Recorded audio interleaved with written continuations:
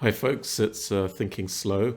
I'm going to do a quick episode now about the endless calls that we're hearing to implement a no-fly zone in Ukraine, as if that's a kind of small thing to do and with little or no consequence. So we want to look at the people who are calling for that no-fly zone and their background, because it's maybe not as you would expect. So let's start then with our message that we always have, that there's always been two sides to this war in Ukraine, and we only hear the side on the right, which is the mainstream narrative from the West, which is drummed into us 24/7. And we've always said that there is another side, obviously, which is the Russian side, which you never hear about, which is on the left here.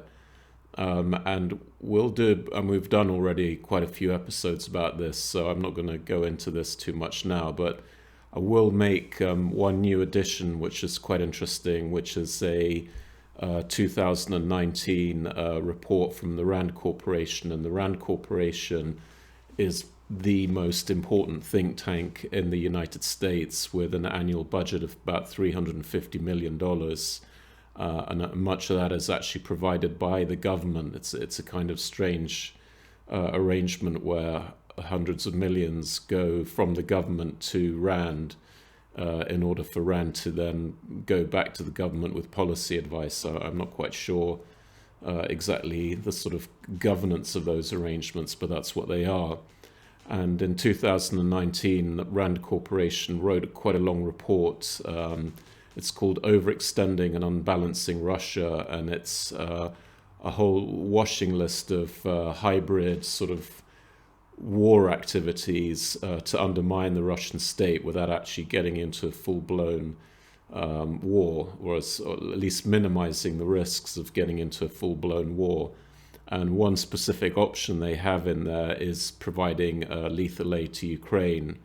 And they see that as providing high benefits in terms of their report, which is overextending and unbalancing Russia. But they do see that as a high risk, because they knew as they were advocating that the chances are that this could turn into a full-scale conflict where Russia has an advantage because of its location, i.e. next to Ukraine. So again, this expansion of NATO and military training of Ukrainian troops and providing arms in there, it was understood what the potential chain of events would be from that, and it was done deliberately. And in this report, it's explicitly stated that it was done to unbalance Russia. So, this is not a one-sided out of nowhere Russia invades Ukraine for no reason, and we'll do some separate work on this, but this is quite an interesting report on its own. So anyway, back to the no-fly zones, and we're hearing endless requests from various people to have these no-fly zones. Very particularly on talk radio in the UK, has been an endless barrage of comments to go into a no-fly zone, which essentially will escalate this into World War III. It's not a half measure. It's sort of you're all in or you're all out, basically. And I'm going to look at the backgrounds of the people that are advocating for this, because when they're introduced, you get Democracy in Action chair. What does that mean? What is democracy in action? So this is Hannah Hopko, and she's repeatedly going on television. Here she's on German television. Here she's on MSNBC. Here it's talk radio. In tears on all of the interviews. This is the 6th of March, the 8th of March, and the 10th of March, calling for a no-fly zone. And I wanted to get into the sort of emotional manipulation behind this, and then also ask, who is this person? How does she manage to get on TV all the time?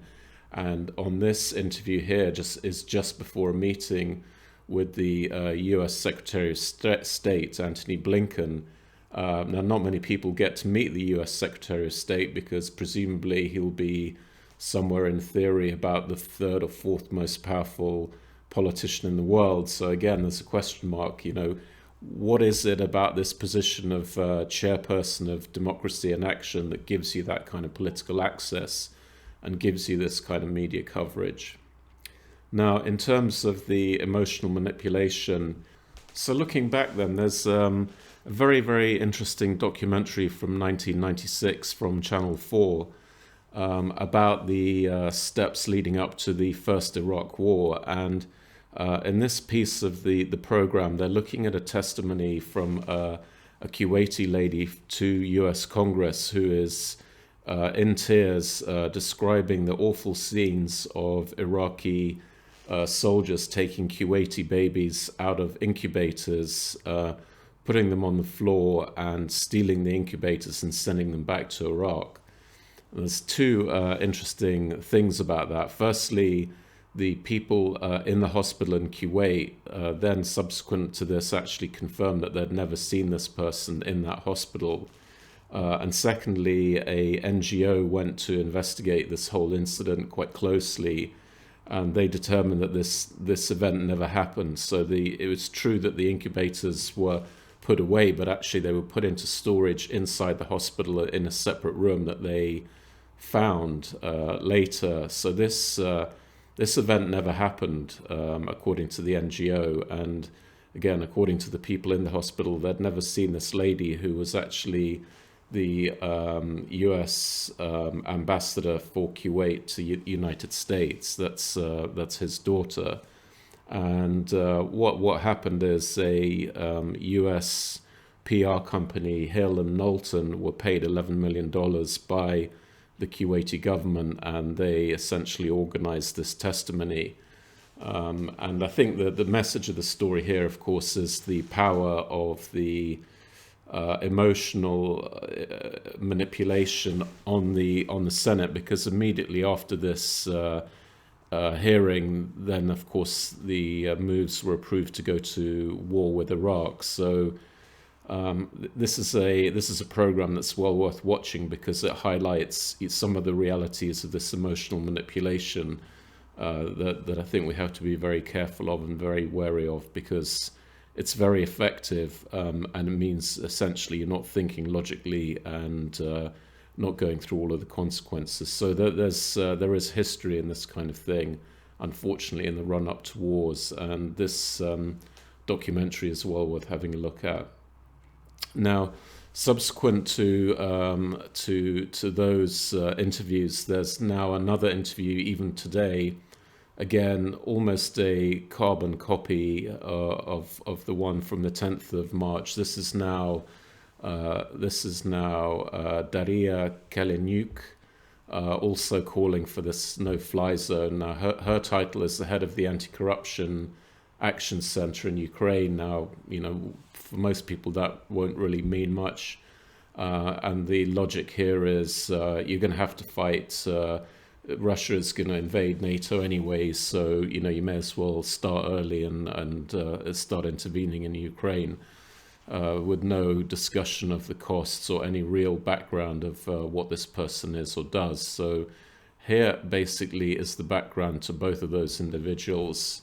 I guess you wouldn't be overly surprised, at least knowing what we know now, that they're both young leaders in the World Economic Forum program.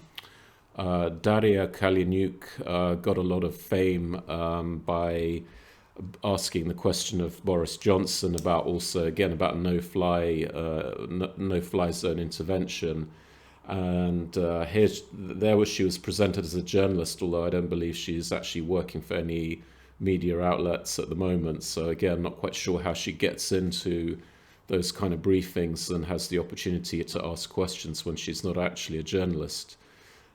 She also works for this anti-corruption center, which is funded by George Soros through one of his foundations in Ukraine.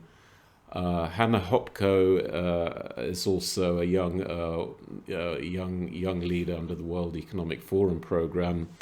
Not very long ago, she was a keynote speaker along with Christine Freeland, who's another World Economic Forum trustee, and she'll be well known to any Canadian viewers that we have out there, because Christine Freeland was the person organizing cutting off truckers and their financial supporters from the banking system. Very totalitarian, very tyrannical move. No real legal precedent, just cut off funding sources. So I think the point we wanted to make here is that we've seen this organization come up again and again in policy setting circles. And I think when it comes to foreign policy, they're really front and center of this whole globalist movement. And it's the same people with the same ideas. And I don't believe that they represent really regular, ordinary people, because ordinary people don't want to go to war. I think anyone that's sensible would be very, very reluctant to do anything to do with a no-fly zone in Ukraine, given the obvious consequences of doing that for the UK. But, you know, we get these emotional manipulation stories, no discussion of the cost. And, you know, it turns out that the advocates for all of this are one tight group of people with one sort of mindset, very much around the one world government, sort of build back better, centralized government, essentially. And one thing, you know, we will never hear in all of these discussions, we will never hear about the war that's been going on in eastern Ukraine since 2014, with up to 55,000 people killed and injured. That never features in these discussions. We'll never hear about the US Department of State involvement in the 2014 Maidan coup. We'll never get to hear about the US Department of Defense funding of the biological laboratories in Ukraine. And we'll never get to hear about the CIA training of Ukrainian military and national defense units. And we'll also never get to hear about the fact that Hanna Hopko was a co-sponsor of a bill in Ukraine to reduce the Russian language programs on Ukrainian TV. So, you know, that's, if you're an ethnic Russian or Russian speaker, and about 50% of Ukraine are Russian speakers, you know, they could see that as a not particularly friendly move to reduce the Russian language content of television. And that was done in 2017. And also, you'll never get to hear about the endless references to Russian and Nazis, which you'll see. Just look at the Twitter feed, it's there. Every other tweet is about Russia being Nazis, and linking the two words together. And that's the point of this program, is to try and provide a bit of balance. And actually, I think maybe more importantly is to, you know, make sure that people understand about these links back to the World Economic Forum.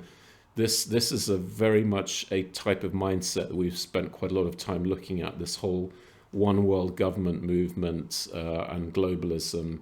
Very, very dangerous. It's very far detached and removed from the interests of ordinary people, and they're likely to play all kinds of geopolitical games of their own, which are not necessarily, I would say, not at all actually in our interests as regular folk. And we really need to sort of get on top of this to stop it getting out of control. And well, here finally are the links. One is the link to the Rand report from 2019 about destabilizing Russia, and the other one is the 1996 Channel 4 documentary about the staged testimony to Congress before the beginning of the Iraq War, Iraq #1 war. Hope you found this interesting. Please share if you can, and we're going to put up a little bit of material later, both about the Rand report and about what's actually going on in those biological labs, because Russia has released a bunch of documents now supporting their initial claim, which we're looking at the moment. Okay, please share and like, and see you soon. Thanks. Bye.